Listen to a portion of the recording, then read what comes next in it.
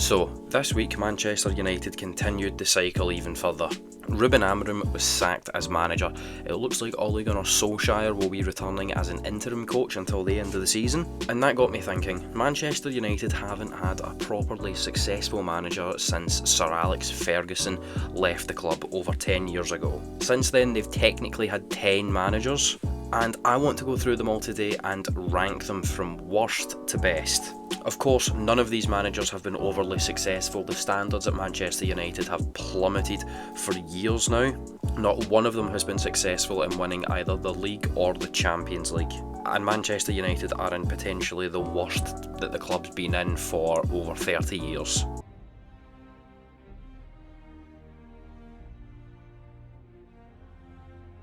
So, immediately of the 10 managers that have took charge at Old Trafford since Sir Alex left, I'm immediately going to write off 3 of them.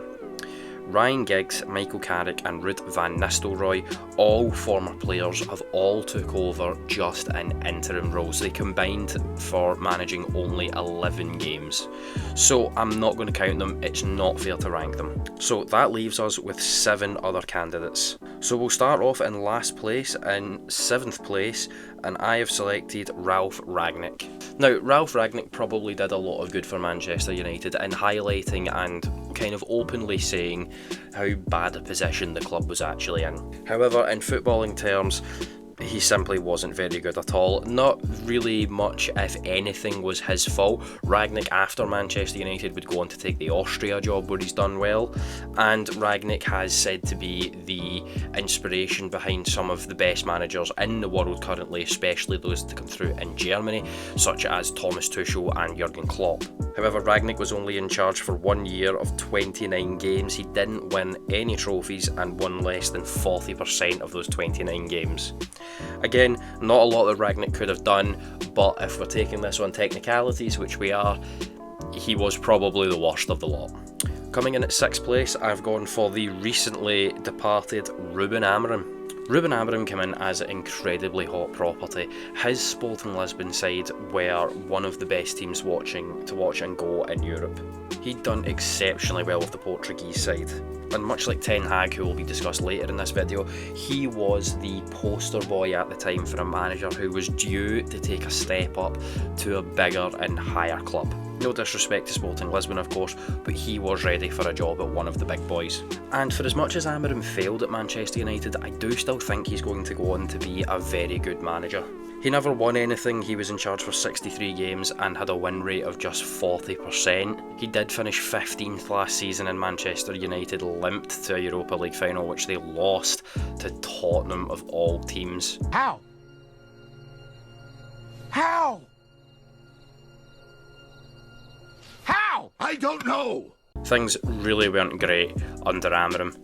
He started to fall out with some of the young players, especially like Kobbie Mainoo, leading to some really controversial scenes like his brother standing in the ground with a free Mainoo top, which they just didn't need. Signings wise, there was a lot of money spent on him. There was 3 signings this summer for over 70 million euros, and for as much as Benjamin Sesko, I didn't understand that signing at the time, I do think that Mbeumo and Cunha were both good signings and will go on to be great players for Manchester United. But out of the list that we've got, I have put Ruben Amorim in at 6th. In at 5th, I've got the manager that I definitely feel the most sorry for, and that is David Moyes. David Moyes had been the manager at Everton for over 10 years before he took the job at Manchester United. Very highly regarded by Sir Alex Ferguson and was recommended for the role by him upon his departure. Moyes inherited a club that didn't understand what was going on at the time, moving on from Sir Alex after over 20 years. He had an impossible task. Moyes didn't get a lot of the signings that he wanted. He actually only got to bring in Juan Mata and Marouane Fellaini to a really weak Manchester United squad at the time with a lot of ageing players. He wasn't given time, just 1 season. However, he finished around about 6th, I can remember, in his season at Manchester United, which at the time was a disaster, but now Manchester United would gladly take that. Moyes ended up sacrificing a long part of his career. It took Moyes until being permanently given the job at West Ham to build his credibility back up.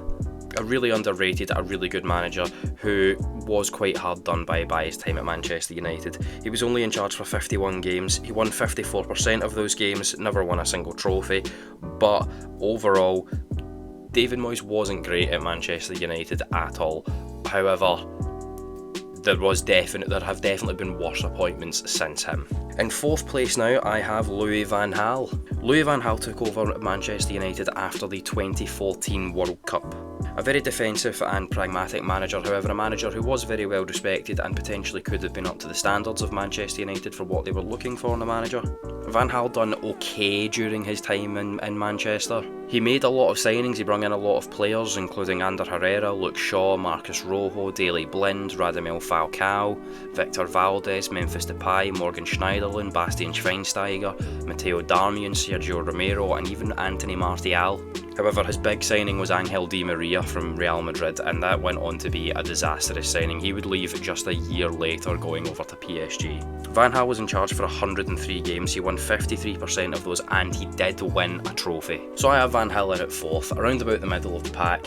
Van Gaal wasn't great, Van Gaal wasn't terrible, he definitely wasn't up to the standards of Manchester United, but he was one of their more sensible appointments. Into the top 3 now, and I have Ole Gunnar Solskjaer. A former player and interim coach who ended up getting the job permanently. Solskjaer was kept at the club for, in my opinion, far too long. However, the benefit that he gave the club was very good. He took a terrible Manchester United team in a terrible position, got rid of a lot of the problematic players at the club, really built the squad up, really brought the feel-good factor back. He just stayed on far too late. Solskjaer was let down purely just through not having the tactical experience of being a first-team head coach at a club of that size before. He'd been at Manchester United for a long time, he'd worked under Sir Alex Ferguson, but he hadn't been the main guy.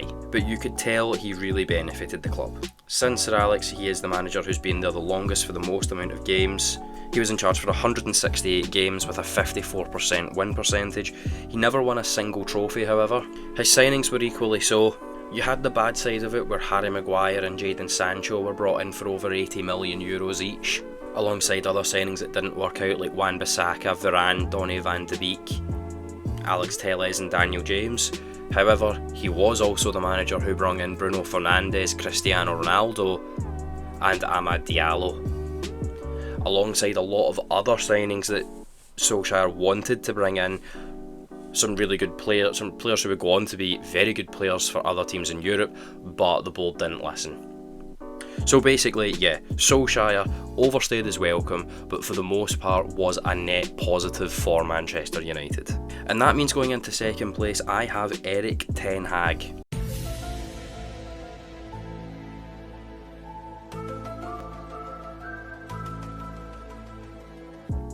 Now, I understand that sounds on face value a crazy thing to say. Manchester United's second best manager since Sir Alex Ferguson is Erik ten Hag. And with the best bit in the world, I'm not saying he was a good manager, I'm just saying he was the second best out of a very poor lot. Erik ten Hag was in charge for 128 games and had a 54% win rate, joint second since Sir Alex left. However, he did win 2 trophies. His signings, I think his recruitment was what killed him ultimately. Ten Hag, much like Amorim, was a very, very, very hot prospect when he joined Manchester United. They were almost identical. Except Ten Hag wasn't Portuguese, he was Dutch. Ten Hag was the manager that took that Ajax team to the semi-finals of the Champions League. He had players in that team like Frankie de Jong and Matthias de Ligt. His Dutch and Ajax connections would ultimately cause him a lot of problems in Manchester though.